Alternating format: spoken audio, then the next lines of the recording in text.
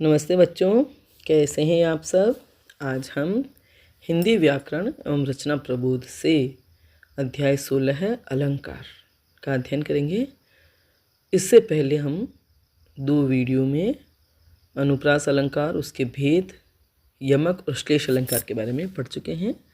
अब पढ़ेंगे हम उपमा अलंकार के बारे में।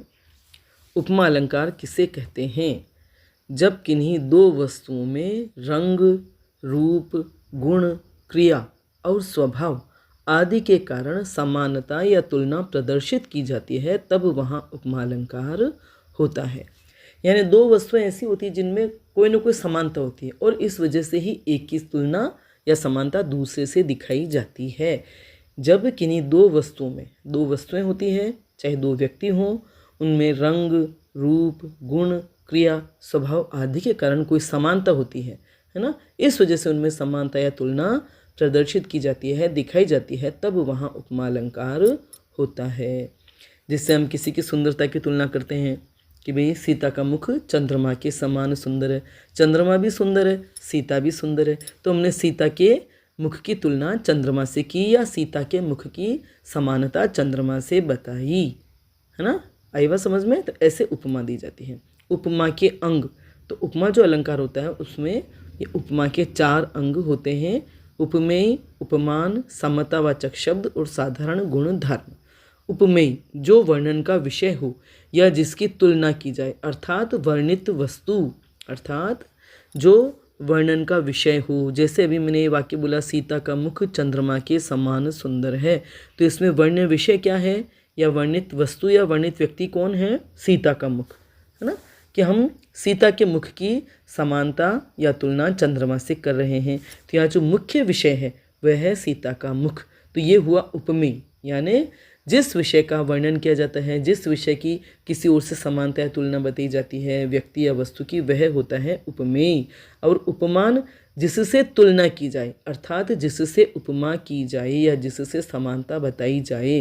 जैसे चंद्रमा का मुख, सीता का मुख चंद्रमा के समान सुंदर है, तो सीता का मुख तो हो गया उपमेय और चंद्रमा हो गया उपमान, क्योंकि उसकी तुलना चंद्रमा से की जा रही है, उसकी उपमा चंद्रमा से दी जा रही है।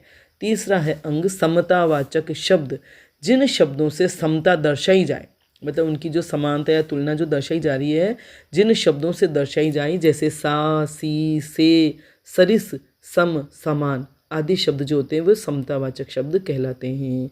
सीता का मुख चंद्रमा के समान सुंदर है, तो सीता का मुख हुआ उपमेय, चंद्रमा हुआ उपमान और समतावाचक शब्द हुआ समान।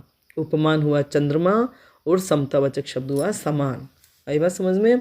अगला है चौथा अंग साधारण गुण धर्म, जिस समान गुण के कारण तुलना की जाए, जो समानता दोनों में होती है, जिस गुण की समानता दोनों में पाई जाती है और जिसके कारण तुलना की जाए, तो वह होता है साधारण गुण धर्म, जैसे सुंदरता आदि। तो सीता का मुख चंद्रमा के समान सुंदर है, तो सीता का मुख हो गया उपमेय, चंद्रमा हो गया उपमान, समतावाचक शब्द हो गया समान और साधारण गुण धर्म हो गया सुंदर। आई बात समझ में? तो इस एक उदाहरण से आपको चारों अंग समझ में आ गए। अब हम आगे पढ़ते हैं उपमा के भेद। उपमा के भेद मतलब उपमा जिस तरह से दी जाती है उसके भेद हो जाते हैं 3। पूर्णोपमा, जहाँ उपमा अलंकार के चारों अंग वर्णित, तो ये जो 4 अंग बताए हैं ऊपर, वो चारों अंग जिस उदाहरण में आ जाएं या जिस पंक्ति में आ जाएं, तो वहाँ कहा जाएगा पूर्णोपमा अलंकार। लुप्तोपमा, जब चारों अंगों में से कोई एक या एकाधिक अंग लुप्त हो, इन चारों अंगों में से अगर उस काव्य पंक्ति में एक या एक से अधिक अंग लुप्त है, न सामने आए हों, तो कहेंगे लुप्तोपमा अलंकार। अब जैसे उपमा अलंकार का उदाहरण, ये पूर्णोपमा का उदाहरण हो सकता है, जैसे पीपल पात सरिस मन डोला, और एक पंक्ति जो भी मैंने बताई आपको उदाहरण के लिए के रूप में, पीपल पात सरिस मन डोला, तो पीपल का पत्ता, सरिस मन डोला, सरिस मने समान, मन डोला, चारों अंग है। मेरा मन किसके समान डोला? पीपल के पत्ते के समान डोला या कांपा, तो इसमें मेरा मन हो गया उपमेय, पीपल का पत्ता हो गया उपमान, डोला हो गया साधारण गुण धर्म और समतावाचक शब्द हो गया सरिस। तो यहाँ पूर्णोपमा अलंकार है, क्योंकि उपमा अलंकार के चारों अंग यहाँ आए हैं। लुप्तोपमा, जब चारों अंगों में से कोई एक या एक से अधिक अंग लुप्त हो, जैसे कोटि कुलिस सम वचन तुम्हारा, कोटि कुलिस सम वचन तुम्हारा, कोटि मैंने करोड़ों, कुलिश करोड़ों कुलिश के समान, ये जो होता है ना हथियार अस्त्र, कुलिश जिसको बोलते हैं, तो करोड़ों कुलिश के समान, सम कोटि कुलिस सम वचन तुम्हारा, तुम्हारे वचन इतने कठोर हैं करोड़ों कुलिश के समान, है ना। जैसे कुलिश जो बड़ी कठोरता से काटता है किसी चीज़ को, तो उसके समान तुम्हारे वचन हैं जो किसी के हृदय को काट देते हैं।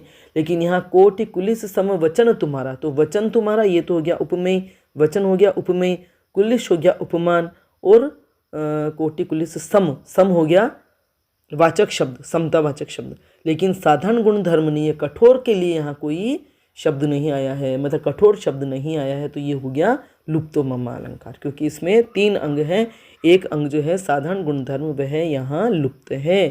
तीसरा हो गया मालोपमा, जब किसी एक ही उपमेय की तुलना एकाधिक उपमानों से की जाए तब वहाँ होता है मालोपमा अलंकार। मतलब उपमेय तो एक होता है और उसकी तुलना कई तरह से की जाए, कई तरह की उपमाएँ दी जाए, तब वहाँ होता है मालोपमा अलंकार।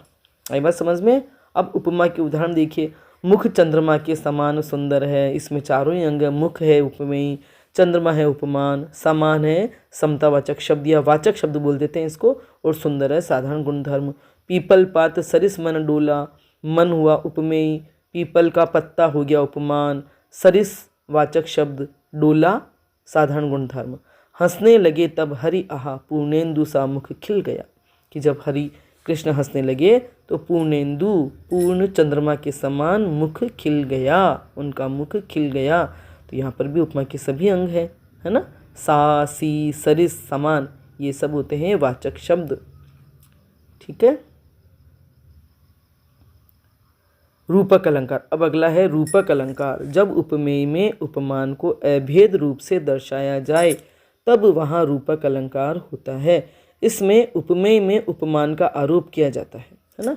तो उपमा में तो किसी से समानता बताई जाती है, जबकि रूपक अलंकार में समानता नहीं, आरोप ही कर दिया जाता है, भेद ही नहीं रखता, उसमें कुछ भेद ही नहीं रखा जाता है, उसमें कुछ भी उपमेय उपमान में कोई भेद नहीं रखा जाता, और उपमेय पर उपमान का अभेद रूप से आरोप कर दिया जाता है, तब वहाँ रूपक अलंकार होता है। रूपक के भी 3 भेद होते हैं, सांग रूपक, निरंग रूपक, परंपरित रूपक। मैंने ना अलंकारों पे और भी वीडियो बने हुए, बहुत शुरुआत में मैंने बनाए थे, तो उन वीडियो को भी आप देख सकते हैं आराम से, ताकि इन सब के बारे में आपको अच्छे से जानकारी हो जाए। अब रूपक के उदाहरण देखिए, चरण सरोज पखारन लागा, चरण रूपी सरोज, चरण रूपी कमल, चरण कमलों को पखारन माने धोने लगा। समुद्र जैसे श्री राम के चरण कमलों को पखारने लगा, तो चरण रूपी सरोज, यहाँ चरण पर कमल का आरोप है, चरण को कमल के समान नहीं बताया, चरण ही कमल है ना। तो ये हुआ रूपक अलंकार। रूपक अलंकार और उपमा अलंकार में सूक्ष्मता से आप ध्यान से देखें कि उपमा अलंकार में समानता बताई जाती है और इसमें कोई भेद ही नहीं रहता। बीती विभावरी जागरी, अंबर पनघट में डुबो रही, तारा घट उषा नागरी। बीती विभावरी, विभावरी मैंने रात बीत गई, अब सखी तू जाग, है ना। इसमें कवि कह रहा है अंबर पनघट, अंबर रूपी पनघट में तारे रूपी घड़ों को उषा रूपी नागरी चतुरस्त्री डुबो रही है। मतलब आकाश में तारे डूब रहे हैं, उन पर आरोप क्या है, अंबर रूपी पनघट, तारे रूपी घड़े और उषा रूपी नागरी। पनघट में कोई युवा स्त्री या चतुर स्त्री जो है वो घड़ी डुबो रही है ना। तो इन सब पर आरोप किया था, यहाँ रूपक अलंकार है। तो आप रूपक अलंकार को ऐसे पहचाने, जब हम अर्थ करेंगे उनका, तो अंबर रूपी पनघट में तारे रूपी घड़ों को उषा रूपी नागरी डुबो रही है, रूपी रूपी करके आप उसका अर्थ करेंगे। और उपमा अलंकार में समान बताएंगे, समान, सा, सरिस, आई बात समझ में।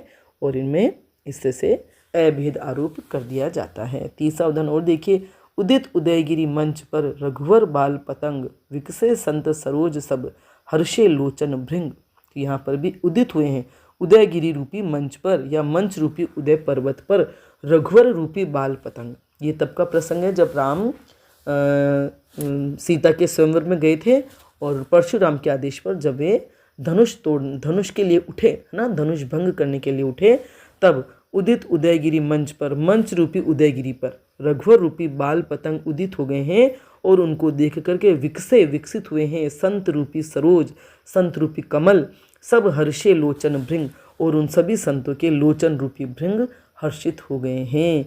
तो यहाँ उदयगिरी पर मंच का, रघुवर पर बाल पतंग का, बाल पतंग मने बाल सूर्य, रघुवर मने राम, विकसित हुए संत रूपी सरोज, संत पर सरोज का कमलों का, और सब हर्षित हुए लोचन भृंग, लोचन पर भृंग भंवरों का, है ना। कमल खिल जाते हैं तो सभी भंवरे प्रसन्न होते हैं और उनके चारों ओर मंडराते हैं। और कमल कब खिलते हैं? जब सूर्य उदित होता है। और सूर्य कहाँ उदित होता है? उदय पर्वत पर, उदयगिरी, है ना। जब जहाँ उदय होता है उसी को उदयगिरी बोला है। तो यहाँ पर उदयगिरी पर मंच का, रघुवर पर बाल पतंग का, संत पर सरोज का और लोचन पर भृंग का आरोप है। तो यहाँ रूपक अलंकार है। ठीक है, समझ में आ गया आपको? तो आज हम इतना ही पढ़ेंगे, उपमा अलंकार और रूपक अलंकार। उपमा में उपमेय पर उपमान का, उपमेय को उपमेय के समान दर्शाया जाता है, बताया जाता है। और रूपक अलंकार में उपमेय पर उपमान का आरोप ही कर दिया जाता है। उन दोनों में कोई अंतर ही नहीं रखा जाता है। ठीक है, तो आपको समझ में आ गए हो दोनों अलंकार। वीडियो पसंद आया हो तो लाइक करें, अपने दोस्तों के साथ शेयर करें, मेरे चैनल को सब्सक्राइब करें और बेल आइकन भी अवश्य टच करें, ताकि जब भी मैं वीडियो बनाऊंगी उसकी सूचना आपको तत्काल मिल जाएगी। धन्यवाद।